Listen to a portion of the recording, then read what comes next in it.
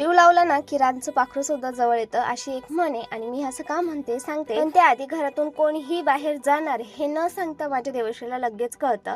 बाबा कुठेतरी बाहेर निघाले ही चाहूल लागताच बाबांच्या मागे मागे फिरणं आणि ते गाडीवर बसले की लगेच त्यांच्यासोबत गाडीवर बसणं हाच तिचा हट्ट. आई मला गाडीवरून उतरून घेते की काय हे तिला टेन्शन होतं, म्हणून पटकत माझ्या हातातून पिशवी घेतली आणि बाबांना सांगितलं की बाबा चला चला. पण बाबा तिला काही नेऊ शकत नव्हते, म्हणून मी तिला ना उतरून घेतलं आणि घेतल्यावरती जी रडरड सुरू झाली ना की ही रडरड जवळपास अर्धा तास तशीच राहते. म्हणजे तिला इतकं रडायला येत होतं की बाबांनी मला का नाही नेलं. त्यानंतर तिला शांत केलं आणि मी ना जरा कामामुळे बाहेर गेले होते आणि मला येताना बघून माझं बाळ पुन्हा इतकं खुश झालं. घरातून कोणतीही व्यक्ती बाहेर जाऊ तिला असं होतं कधी ती व्यक्ती घरात येते आणि कधी ती मला घेते. सगळीच मांजर असं करता की काय माहिती, पण आमचा बोक्या आहे ना दिवसभर मस्त झोपा काढतो आणि रात्रीच आहे ना असं कामासाठी तयार असतो. म्हणजे रात्रीचा शिकार करायला जातो.